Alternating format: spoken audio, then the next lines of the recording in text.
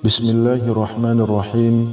Assalamualaikum warahmatullahi wabarakatuh. Sahabat beriman yang dirahmati Allah, semua makhluk dalam menjalani kehidupan dunia pasti diberi rezeki oleh Allah Subhanahu wa Ta'ala. Jumlahnya pun sudah ditetapkan dan tidak akan tertukar. Rezeki bisa jadi berupa harta materi, kesehatan, istri solehah, suami yang soleh, dan anak-anak yang baik, taat dan patuh kepada orang tua. Yang harus kita tahu adalah rezeki itu tidak datang dengan sendirinya, melainkan harus berusaha terlebih dahulu. Ada banyak usaha yang bisa kita kerjakan untuk menjemput rezeki dari Allah.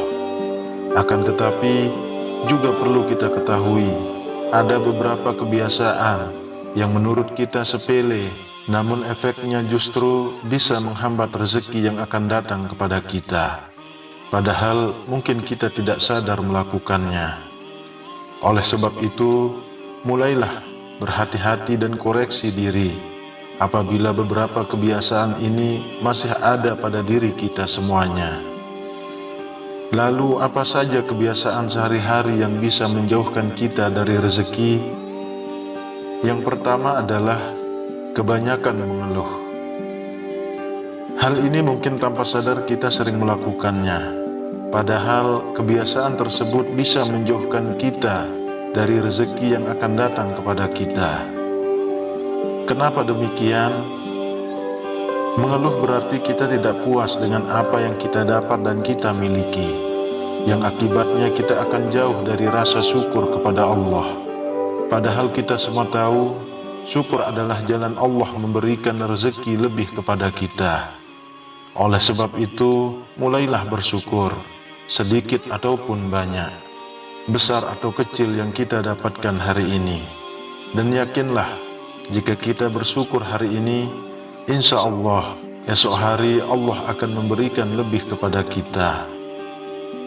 Yang kedua, materialistis. Kebiasaan materialistis atau mengukur segala sesuatu dengan uang dan barang ternyata menjadi satu sikap yang bisa menolak rezeki. Orang yang memiliki sikap materialistis biasanya akan memandang rendah orang lain yang tidak memiliki kekayaan seperti dirinya.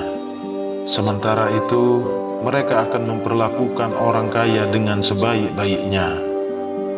Padahal Allah Subhanahu wa Ta'ala tidak melihat hambanya dari seberapa banyak kekayaannya dan seberapa besar harta bendanya. Akan tetapi Allah memandang hambanya dari segi keimanannya. Kebiasaan bersikap matre dapat membuat manusia mendewakan harta di atas segala-galanya. Hal ini tentu saja bisa menjerumuskan manusia tersebut pada syirik, yakni salah satu dosa besar yang tidak akan diampuni oleh Allah Subhanahu wa Ta'ala sebelum benar-benar bertaubat dari kesyirikannya. Oleh karena itu, hindarilah kebiasaan menilai segala sesuatu dari segi kekayaan dan barang-barangnya, sebab akan menjadikan diri kita sombong dengan apa yang kita punya.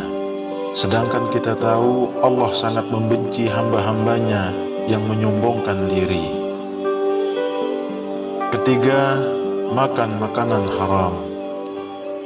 Makanan haram saat ini tidak hanya sebatas daging babi, bangkai, darah dan binatang yang disembelih dengan tidak menyebut nama Allah.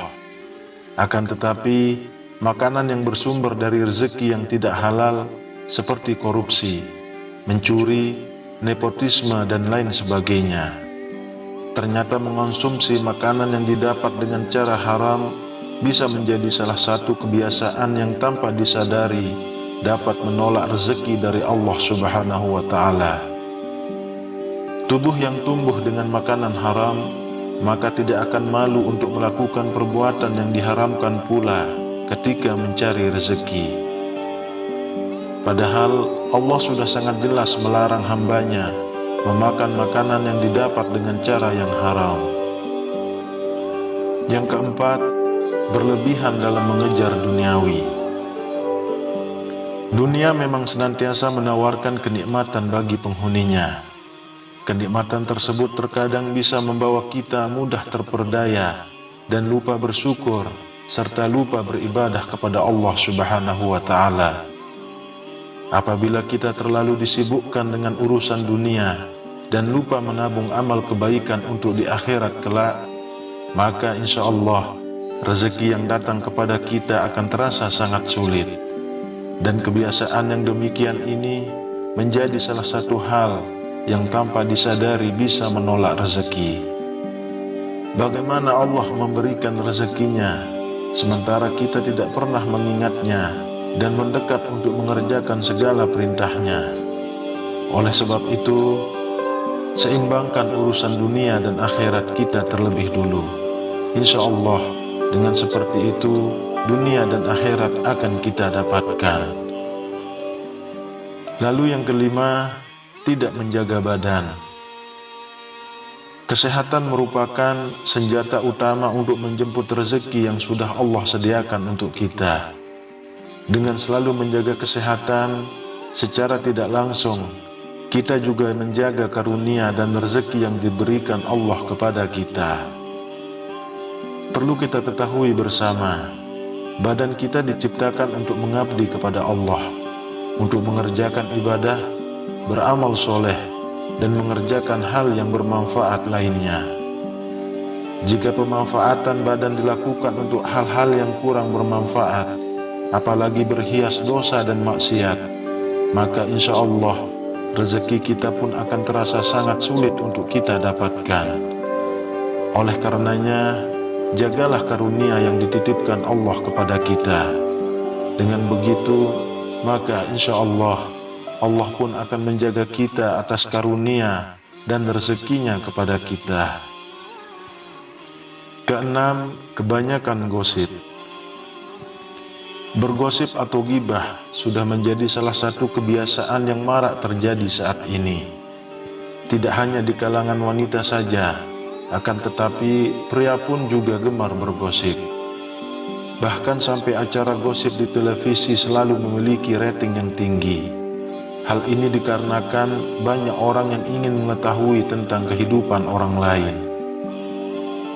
Ketika kita bergosip, itu artinya kita telah menghabiskan waktu untuk mencela dan mempergunjingkan kehidupan orang lain. Dan kebiasaan ini merupakan salah satu tanda bahwa kita sendirilah yang menolak rezeki dari Allah Subhanahu wa Ta'ala. Oleh karena itu, ada baiknya untuk menghindari kebiasaan bergosip dan mulai memperbaiki diri dengan mengerjakan hal-hal yang bermanfaat. Misalnya kalau kita menonton televisi, sebaiknya yang kita tonton adalah ceramah, mengikuti kajian, tausiah dan lain sebagainya yang bisa mendatangkan pahala.